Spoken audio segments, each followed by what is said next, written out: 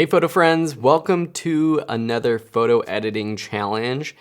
This photo I actually used in the landscape photo editing course that I recently put out. So I'm going to share a free preview of that lesson, which was earlier in the course, and kind of walk through the basic process of editing a landscape photo. So this is cool because not only do you get my version of editing this photo, but you also get a free preview of what that course is if you're interested. So as always, if you are a member of Photography and Friends community, you can download this photo from the community. There will be a post there. If you're watching this video in a course, I will make sure to have that raw photo in this lecture's resources so you can download and follow along. Cool, thanks a lot, and I hope you enjoy. Welcome to this first editing lesson in the Lightroom landscape editing course. In this lesson, I want to break down my step-by-step process that I use for most of my landscape edits. In this one, I want to keep it as simple as possible and show you how you can take a decent photo, which you see on the left, and make it a little bit more memorable, make it pop a little bit more. Now, I do want to preface this as photography is very unique to whoever the photographer or the viewer is. I've edited and shot a lot of photos that people love. I've edited photos that people hate. I don't think there's necessarily a right or wrong way to edit a photo. In general, I think it's okay for people to get as creative as they want. Some photographers believe that you should get the closest thing to final photo while shooting it. Others believe that editing a photo is fine. Some say you shouldn't make creative adjustments to make it look more artistic. Others say that playing with color and playing with different brushes and things like that in Lightroom is good. I'm here to show you different tools that you can use in different ways to edit photos. But in general, I think that whatever you want to do to a photo, if you like that photo, at the end of the day, that's all that matters. All right, so back to actually editing this photo. So as always, these photos are going to be available for you to edit yourself in the downloads from earlier in this course. So this one right here we are editing is City on a Hill. And some of these photos I shot, many of them I downloaded from wesaturate.com, which is a great website for finding free photos that you can also distribute and edit your own if you'd like, and it's great for practicing photos. So step number one in terms of editing a photo or editing a landscape photo is starting out with a great photo. This means not only should the subject of the photo be good, the exposure should be relatively good, but also you should be working with the raw photo itself.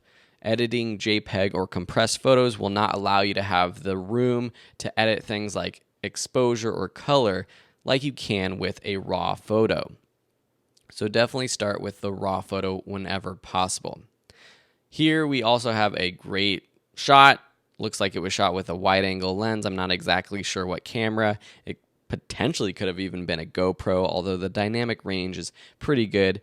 So I'm guessing this was with a DSLR camera. And one of the cool things we can do in Lightroom is see under our metadata what this was shot with. It looks like it was shot with the Nikon D7100. Perfect. So if you have the raw image, often you will have the metadata here in the library tab. And under metadata, we see there. We can even see what lens was shot with, the 10.0, 10 millimeter f2.8. Awesome. So great photo starting out with. So we're happy here. Step number two is create your aspect ratio or your crop or your framing. I often will crop my photos before I do anything else. Doing that allows me to focus on what's within my final frame that I want, rather than focusing on things that might end up being cropped out. Now, you can make crops later on. You can see what happens if you revert the crop later on just to see if you like it. But in general, I'm going to crop. So in Lightroom, you click this little crop button right here. It's the square or rectangle with the dashes. If you've edited in Lightroom, I know you probably know that already, but bear with me for beginners watching this course. So you can choose any preset aspect ratios down here. I've created a couple custom aspect ratios. Often I will crop to a 16:9 ratio in my photos, especially for landscape, because I think that lends itself to a nice wider sort of aspect, and that's good for landscape. Or sometimes I'll just create a custom by unlocking the gear there, or the lock there, and then just cropping in or out. I actually like how wide this image is. I like that this church or whatever this building is ends up on sort of the rule of thirds intersection line. One way to see a better example or see more clearly what this would look like is just to finish or crop. So I'm just going to press return on my keyboard and see what it looks like. And that's looking pretty good. I do like getting rid of some of this on the bottom. I'm going to put that horizon right in the middle. Some people like putting it down on one of the thirds lines or at the top. Here I feel like it's a little bit too heavy down below. I want my eye to be drawn to this church, this water, basically the horizon, and right now there's too much below, so I'm going to move it up just a bit. I think something like that is pretty good. I could go a little bit more extreme, but then some of these buildings down here, it's a little bit too much negative space. Now that might be sort of a style you're going for. You might want a ton of negative space, something like that. Just crop out all those buildings down below and potentially something to play around with later and see. But for now, just to start, I'm going to go with a crop like this, pretty wide panoramic, something like that. So that's my first or second step, actually. First step was start with a great photo. Second step is crop and create your photo's frame. The third step for me is exposure. Playing around with exposures. These are still in your basic sliders up here. You can do a lot with just exposure. I usually skip my overall exposure and jump right down to the individual sliders for highlights, shadows, whites, and blacks, unless it's completely overexposed or underexposed. That's when I'll use this exposure slider. But because this is a generally well-balanced exposure, which we can see up here in the histogram, we've got exposures all across this whole graph from blacks to whites. That's generally what you want. You want to have pure blacks, have pure whites, if those are in your frame. But there are some things, and if I jump down to highlights, you can automatically see if I start to bring down my highlights that it starts to bring down the exposure of the sky, and I get a lot more detail there, which I like to see. And if you were here sitting on this hillside, and if you're looking out there, you'll probably see more detail in the sky similar to this rather than like this. It's just the fact that cameras still can't really see as good as human eyes can in terms of contrast and dynamic range. And so bringing this down actually makes it look a little bit more natural. With shadows, again, you might be sitting up here and it might be a little bit higher of an exposure down here in these shadows in this area down here. So I'm going to bring those up. Now, this is a preference that you have to make yourself. Do you want it to be super contrasty or not contrasty? What I basically did with the highlights and shadows was made it less contrasty. By bringing down the highlights, down the shadow, or bring up the shadows, you could even see up in the histogram that the graph moves towards the center when I do those things, rather than moving further to the sides. And that makes it a more flatter, less contrasty shot. If I want to bring back some of that contrast, I might bring down the blacks again, which only brings down the darkest of the darks, and we still have the boosted exposure in many of the shadows that I made. And then same for the whites. I might bring up, see what that looks like, or bring back down. With either of these sliders, if you go too far, it starts to look a little unnatural. Say I bring the whites all the way down or the blacks all the way up, you see it starts to look too flat. It just doesn't look natural. Now, as I mentioned before, I believe any sort of edit, as long as you like it, that's completely fine. Personally, though, I do like my photos to still remain somewhat natural. Later in this course, I am going to edit some photos a little bit more artistic, a little bit more experimental, but for my standard landscape edit, I do like it to be a little more natural. So this, I think, looks pretty good. Now, a keyboard shortcut that I want you to remember is the backslash button. It should be somewhere above the return key on your keyboard, because this shows the before and after. Already you can see that it looks, to me at least, better. Now remember, you might not like it, but to me this looks better. You can also compare and contrast before and after with this button down here that you click. Looks like a YY. And you can shuffle through these by clicking on it and see the before and after. Now notice, though, this shows the before and after with the same crop. It doesn't show the original crop. If you want that, you click this button down here, which has a reference photo. So I can actually use a reference photo, which what I'm going to do is right click and create a virtual copy of what I'm working on, and then reset this one. So that's now my original photo. I'm going to drag this as my reference photo, and then I'm going to click back to this photo that I was editing. I hope that makes sense. Just rewind 30 seconds if it didn't. And now we see the original photo versus the edited one with the crop differences to really see what we're doing differently. All right, so now I'm going to click this button back here to get back to my main edits. So that was step 3, exposure. Step 4 is color. And for this step 4, I mean the overall color of my entire photo. To me, this includes things like temperature, perhaps tint, vibrance, and saturation. These things can really help with a landscape photo, change its style, change its feeling, and make it a little bit more poppy. First, with temperature. Sometimes this can be a more artistic decision. Do we want it to be warmer? Do we want it to be cooler? Do we want to combine these? Make it cooler and add a little magenta tint. That's giving it a style. This is not very natural. This is probably not what it looked like, but does it look good to you? Maybe let's add a little green, make it warm. Again, giving it a different style. For any of these sliders, if you double click the slider or this little notch where you are setting your slider, it will return it to the original setting. So for this photo, I'm going to actually boost the warmth overall just a little bit. Now I'm going to give you a sneak peek. One of the later steps is to make local adjustments or adjustments just to one area of the photo. And that's one way that I can really make a photo stand out. And I might play with color and exposure there as well, but for that specific area of the photo, such as the sky. For now, though, just for my overall adjustments, I'm just going to make that slight warming with the temperature slider.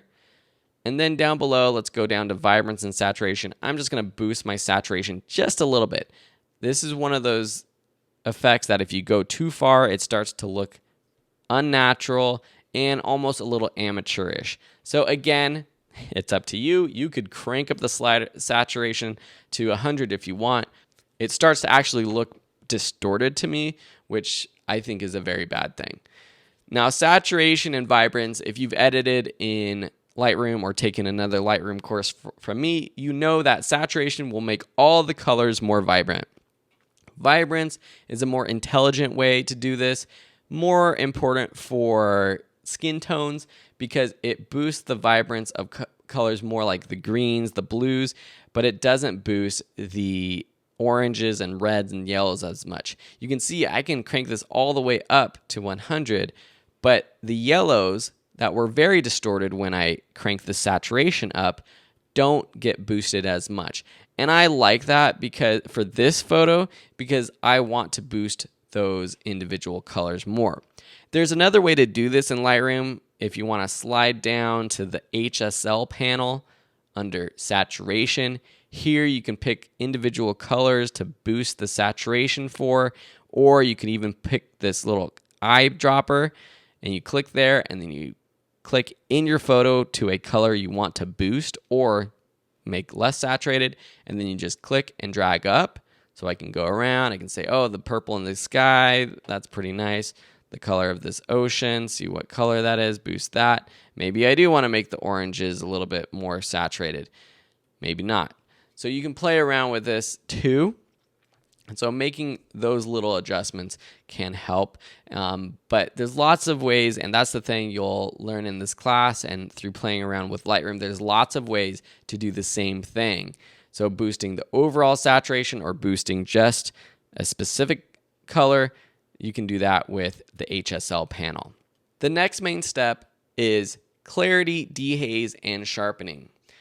You'll see the clarity and dehaze sliders here. These are overall sliders that will affect the entire image. Down below, if you look for the detail panel, this is the sharpening panel.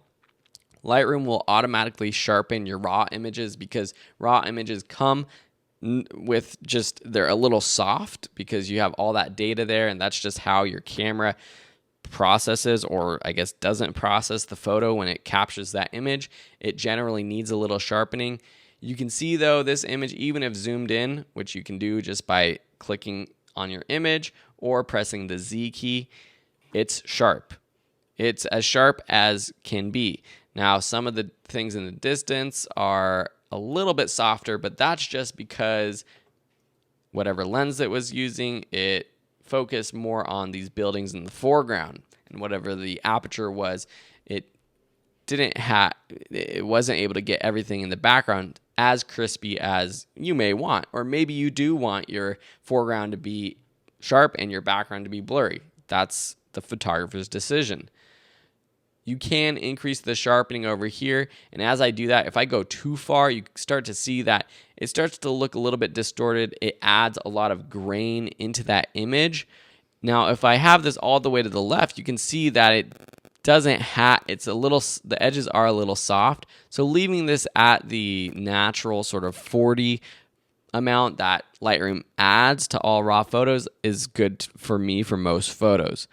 Now, noise reduction is another thing entirely that is not a major step, but I'll just mention it because it has to do with sharpening. If you zoom in here and you have a lot of noise, let me just crank up the sharpening just for an example. But then you say, okay, there's a lot of noise, I want to get rid of that. You can increase this noise reduction slider and it gets rid of that noise and it starts to blur things a little bit. And so if you go too crazy, it starts to look like it's like a watercolor painting. So these two sliders are things you have to balance. This photo itself doesn't have too much grain. I don't mind the grain, especially with the standard amount of sharpening.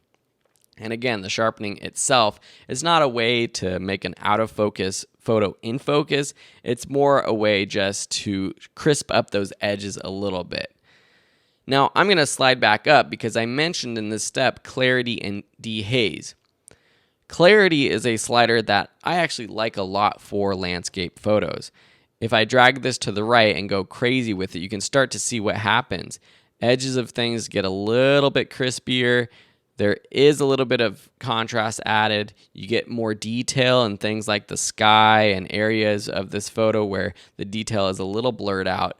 Versus if I go to the left, it gets all blurry and sort of glowy, faded out. That might be a style you want for some photo edits, but for me, I'm going to usually increase clarity a little bit just to bring back some of those details. If you go crazy, give that sort of HDR effect. It makes the exposure of everything a little bit better. While it doesn't make it flatter in terms of overall exposure, the opposite of contrast, it does make everything a little bit more exposed properly.